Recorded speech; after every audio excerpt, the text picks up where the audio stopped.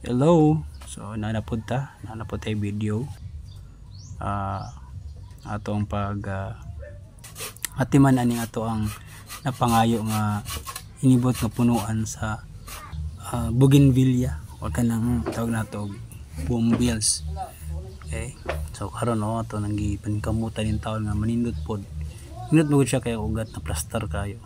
So muni atong hinluan giputol og mo na tanawa si sir, grabe na niyang tuyok-tuyok kay medyo naglibog po. So karon gihinluan nato kay para po ma-clear out po tong area sa ato ang punuan. So ni atong giputol kay para di ang tubo ang to ang mga udlot. Yun, init good siya. So atong giwashingan para makuha tong mga nabilin nga mga yuta og bato. So karon atong i-form. So atong gibas-gabasan ang tumoy kay naman tay plano ana puhon kung mo success ning ato ang pag himan aning ato ang inspired sa bonsai inspired nga pagtanom. Init mo gud siya kay nabot sa ko ang hilig ning pagtanom gyud. Lagay ko video nga nakita ko ng mga bonsai inspired lang mo, pero dili kay siya bonsai kay di ta kabaluan na na magunay art maguna siya na mga process tapos sakto nga gamit. So kanilang tandi-tandi lang taani ako gigabas. So hinay diha sir kay basi masama di mong kamot kuy pulin taon. Ayun, kung kana siya murag tulo ako ang nabuhat ani nga tulo ako ang na cutting. Ayun to ay tulo gid na siya tara. So ani ito ang damon. So ayun, nari tay rooting powder di ay nga atong gamiton, napalit ko man sa Shopee tapos nagamit tapon ako. So gi-apply since nagibasa na tong direction nga mutangan daw og powder katong gusto nimo nga mutubo dito ang ugat. Ayun, so follow lang ta sa instruction o hinahinay lang kay medyo foul smell na siya, foul ang odor niya, medyo baho ano. So ayun, pasensya na kayo kay murag na ako natarong ang video pag plaster. Sabi na ako nakita na ko. So half lang ta. Ayun, so inihinay tanom nag-recycle pod ko og kanang mga pots. So kani kibali dili mo gani siya mao ning final niya nga pots. O ako lang siyang gamiton para mahimong ingon pa nila training pot nang imo ganing dito nimo paugaton, no? So imo sa imong kuanon. So nagdaman ko yung mga pot nga mga daot na ang nangamatay na ba, wala na timan, pero kato nga mga tanom kay dili man kayo kuan kay nang dili kayo nindot pa. Ayun, so tanawa lang mabot ang time ana kung mag dahon na siya medyo makahatag og kanang kuan beauty. Doon ay beauty yun. Ayun, so kana nakakuha na muna po ko ani kampante na ko kay nagamit ang po na ako ng powder ato tapos medyo itubo man gid pod. Yun, so i-apply na po na ako diri and hopefully expect ko og mga 100% ang iyang germination rate ang pag-roots niya. Katawa si sir.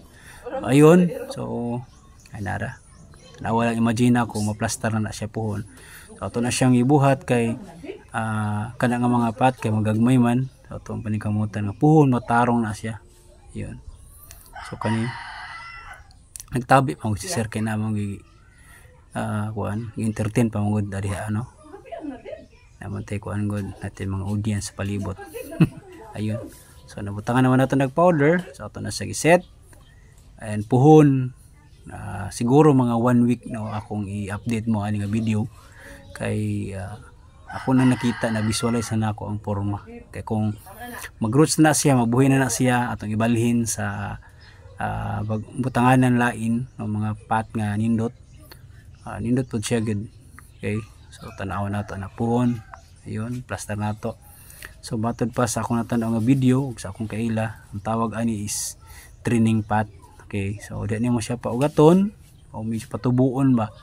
Kung mutubo na tapos goods na siya, imo nang ibalhin sa katong yung final nga kanang iyang pot. Ayun, so akong gihinluan ang area din na kaning area gud pod medyo bugnaw. So di na ako siya iset hinluan ta na be. hinluan na. So karon kani siya atong siguro mga 1 week gikan karon sa pagtanom, tapos atong tan-awon kung salingsing. Anyway, ang bumbel manggod or kanang bougainvillea sa English, no, dali ra gina siya mo kuan mo response or kan dali ra siya mabuhi. So dili kay kaba, unless otherwise nga malata siya, kanang na chance nga malata kutkuton sa mga dangan apan kani sige na mo kog tanom og bougainvillea.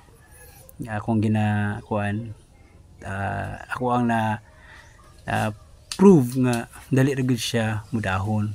So ayun kani mo gud siya, sayang mo gud to kaya ako nakita sa kilid mo gud sa building, tapos ako po siya gikuha, then eventually nakon ko nga basig na tagiya, then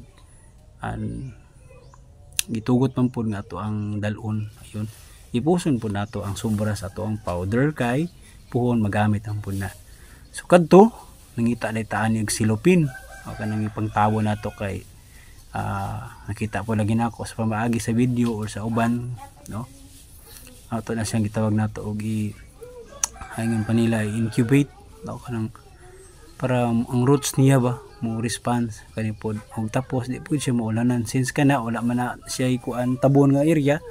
Kadto silopin atong butang. Ayun, pero tsada na ni. So 1 week dito mo ani nga video. So medyo dako nagugtiyan si sir. So muna na siya, ayun na ko'y mga video pod nga naga exercise ako kay muna pud atong goal, no. So padayon yapon ta, no, yung taog ng tawag na to og itatagan ng exist ato ang mga tawag na to ng medyo laay panahon kahit since Saturday ay buhat ka ko man nato og panghilos palibot, pero kaning area mura pa din hinluan katulang.